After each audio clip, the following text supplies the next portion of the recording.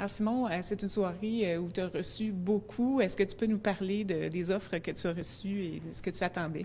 Oui, ben en fait, moi, je suis arrivé ici, j'avais pas vraiment d'attente. C'est un défi qu'ils nous ont lancé, l'école. Puis ils nous ont préparé beaucoup. Puis en même temps, on se fait déstabiliser souvent aussi à l'école. Puis je pense que je me suis fait déstabiliser quand on est rentré ici cet après-midi. Fait que mon enjeu était clair. Moi, c'est la stratégie de croissance, carrément. Ce que j'attendais, c'était dans le fond de l'aide, tout simplement. Ça peut être prodigué de différentes façons. Moi, c'est sûr que ça passe par le développement d'un nouveau marché, le développement de nouveaux produits, des choses comme ça. Puis les gens qui avaient dans notre salle, évidemment, c'était des gens qui avaient tous un background différent, des forces différentes. Donc, je pense que tout le monde pouvait m'apporter quelque chose dans la pièce, c'est certain. Alors, Monsieur David, vous avez décidé d'accompagner Simon Danjou pour l'aider dans les stratégies de croissance de son entreprise. Qu'est-ce que vous avez offert plus précisément? En fait, ce que j'ai offert, c'est d'y aller par étapes.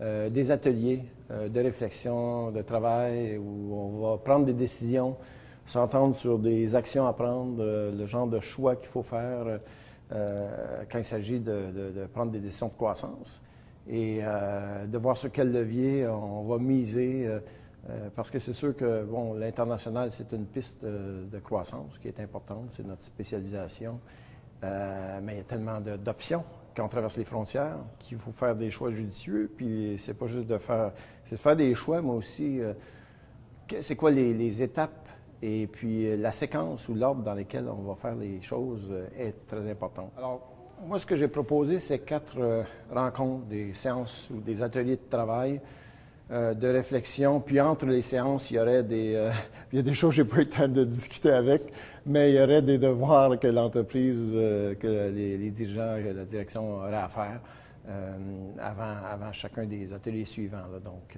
ça pourrait être... C'est en fonction de la réalité de l'entreprise, donc ça peut se faire sur quelques mois ou les 4 ateliers pourraient se faire tous les trimestres sur un an. Ça dépend de la réalité de l'entreprise, là où elle est, comment rapidement il faut agir, son cycle d'affaires, etc. Est-ce que Simon est dans une entreprise familiale de 3e génération et c'est un jeune homme plein de projets, plein d'ambitions.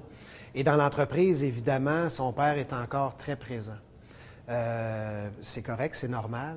Et pendant sa présentation, Simon a dit « Mon père, c'est un partner pour moi, c'est un partenaire. » Donc, évidemment, il y a une belle cohésion et ça va faciliter leur transfert familial, leur transfert à la relève. Mais Simon est susceptible dans les prochains mois, dans les prochaines années, d'avoir des questions, d'avoir des préoccupations face au processus de relève. Puis je me suis dit, je fais du transfert d'entreprise, je suis habitué de travailler avec les gens en relève, autant les cédants que les repreneurs.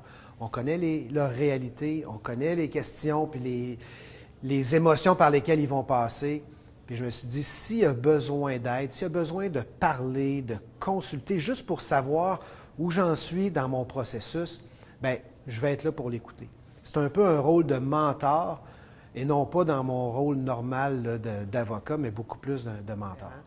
Simon a des préoccupations face à la stratégie, de croissance par acquisition, autrement, stratégie de marché. Puis dans son cadre de relations familiales, bien, on peut l'aider, on peut répondre à ses besoins à ce niveau-là.